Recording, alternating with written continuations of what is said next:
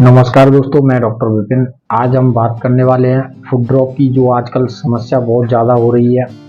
Young जो generation है उसमें भी ये फूड ड्रॉप की दिक्कतें देखी जा रही हैं। मेरे पास मेरे क्लिनिक पर फूड ड्रॉप के पेशेंट काफ़ी आए हुए हैं, जो कि इस कंडीशन को देखते हुए मैं जैसे बोलना चाहूँगा, इस कंडीशन को जैसे पेशेंटों में मैंने जितना देखा है, या तो एक्सीडेंटल केस होता है या गलत पोस्चर के कारण आपकी जो स्लिप डिस्क या कुछ होता है, डिस्क बल्ज होती है, उसके कारण भी आपको फुट ड्रॉप होने के चांस रहते हैं।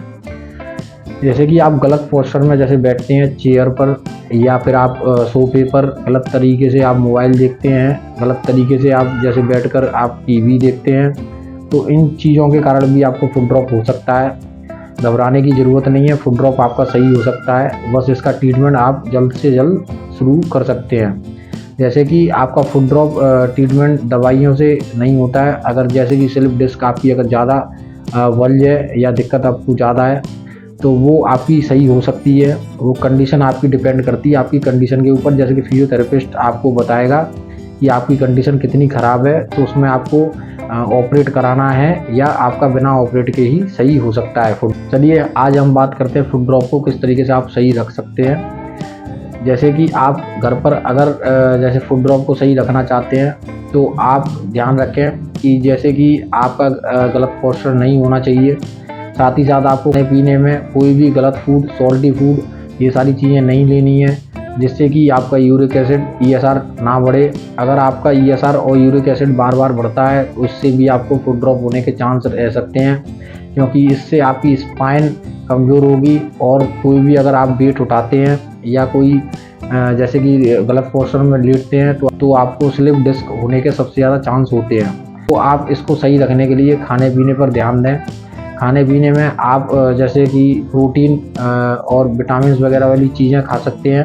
प्रोटीन आपको जैसे चने हैं, बादाम है, काजू है, और आपका जैसे सोयाबरी, जो जिसे हम सोया चंक बोलते हैं, उसे खा सकते हैं। सोयाबीन है, और आप जैसे कि और भी सारे न्यूट्रिशन वाली चीज़ें होती हैं, जैसे प्रोटीन वाली चीज़ें होती हैं, वो आप इसमें ऐड कर सकते हैं। ध्यान रहे ज़्यादा कार्ब्स का यूज़ ना करें, जिससे कि आपके कार्ब्स अगर ज़्यादा लेते हैं तो आपको आपका पेट वज़न बढ़ सकता है। तो उसको कार्ब्स को थोड़ा सा कम करते हुए इन चीज़ों को लेते रहें। इनका जो कार्ब्स है, आप इनके थ्रू कार्ब्स लेते हैं, तो वो आपका डाइजेशन अच्छे तरीके से हो जाते हैं। रही बात दर्द की, जैसे इसमें आपको स्लिप डिस्क या वो कंडीशन रहती है, तो पैर में दर्द भी हो सकता है, बैक में दर्द भी हो सकता है। तो आपको इससे बचने के लिए ये चीज़ें अपनानी है। और ध्यान रखें, इसके साथ साथ आपको जो आपकी जो डाइट है, आपको 5 मील में डिवाइड करना है पूरे दिन में। 5 मील कम से कम 3 घंटे बाद कुछ ना कुछ आपको खाना है, उसके बीच में आपको कुछ नहीं खाना है। बीच में अगर आप कुछ खाते हैं तो आपका लीवर फैटी या कोई भी दिक्कत हो सकती है, तो आप उसको मेंटेन करके रखें। आप 3 घंटे बाद ही कोई ना कोई अगली मील लिया करें। बीच में चाय वाय ये सारी चीज़ें ना लिया करें, इससे आपको गैस्ट्रिक प्रॉब्लम हो सकती है, फैटी लीवर हो सकता है।